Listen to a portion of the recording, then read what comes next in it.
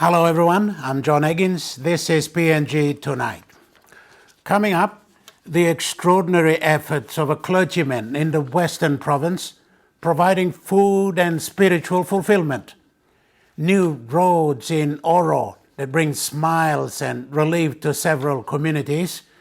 And concerns over commercialization of PNG's unique art.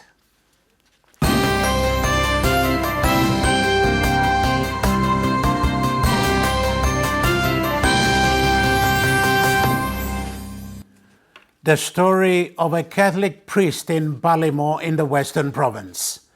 As well as meeting the spiritual needs of the people, Father Matuas Juan is also working to put food on the table.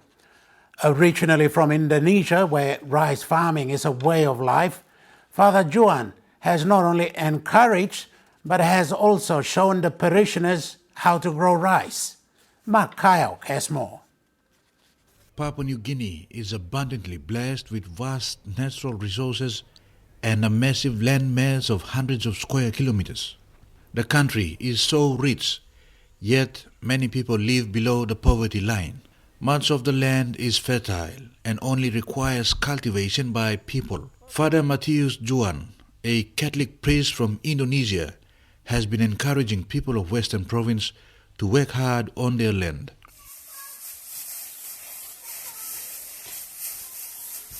Father Juan came to Papua New Guinea in the North Fly district of Western Province to serve as a priest in a refugee camp in 2001. Besides spiritual needs, he concentrates on physical needs, educating and empowering locals to invest in agriculture. He started introducing rice paddies, encouraging locals to become self-reliant. There is one thing that's a bit lost or lacking, and that's the way we tackle or we produce our food, and it's very little, and many people buying especially rice from the store, and that's to me really that is a big question, why the people cannot get those things from their own soil. Introduced in schools, and eventually hundreds of hectares of land are now owned by locals cultivating and harvesting rice.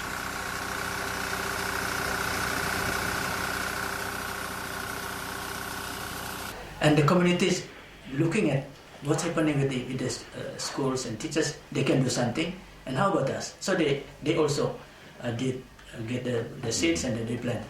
After 7 years in the North Fly, he went to Balimo to extend his rice program. These areas once accommodated swamps and lagoons. It is now covered with rice paddy fields after the induced drought dried up the area. So I did it really daring that people, there is something new, that we can turn these lagoons and swamps into food. Yeah, we can do this. Yeah. Father Juan said he did a reflection that Western Province had so much land for agriculture to grow and harvest rice. Promoting agriculture and the use of available resources provides a sustainable living as it encourages the flow of money in rural communities. And I told them we should plant our own paddy in our own soil here. More than 3 hectares of land was being farmed by families, with a recent harvest earning of more than 12,000 kina on the domestic market. We cannot keep on buying from the store.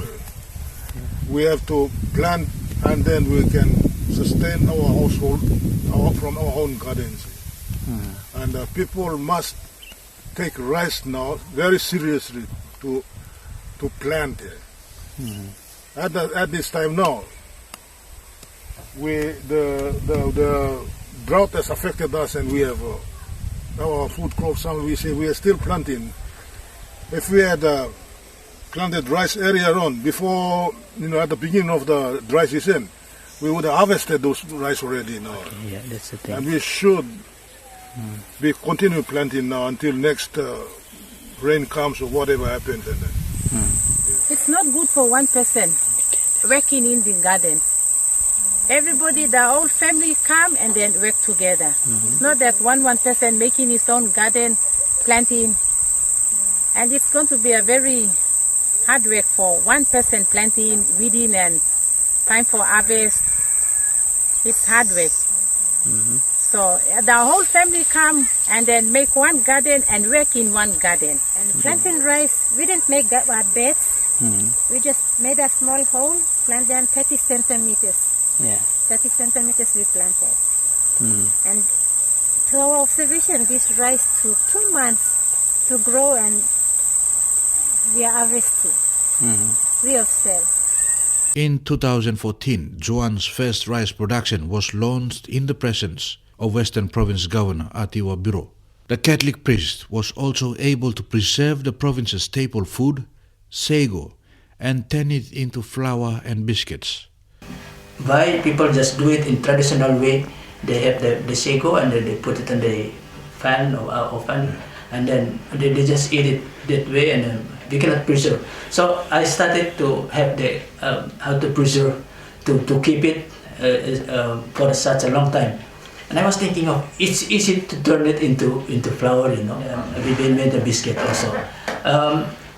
Father Juan came to Port Moresby in 2007 and met with the Prime Minister Peter O'Neill. He encouraged Mr. O'Neill to invest in agriculture as the key to economic growth and development. Financial constraints has been a major hindrance. The rice mills and other facilities were made available by the Catholic Church and the Oktedi Mining Limited. A packet of rice costs about 6 kina in Balimo and could fetch up to 24,000 kina with the sales of 3 to 4 tons. It is pure organic rice without any use of chemicals and makes a healthy diet with vegetables and fresh meat. The must-be biscuits made of sago are selling at 1 kina each and fetches up to 1,000 kina per day.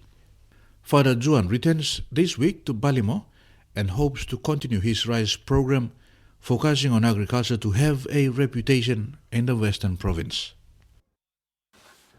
Mark Kayok reporting there. This is PNG Tonight. After the break, we'll take you to the Sohe district of Oro Province.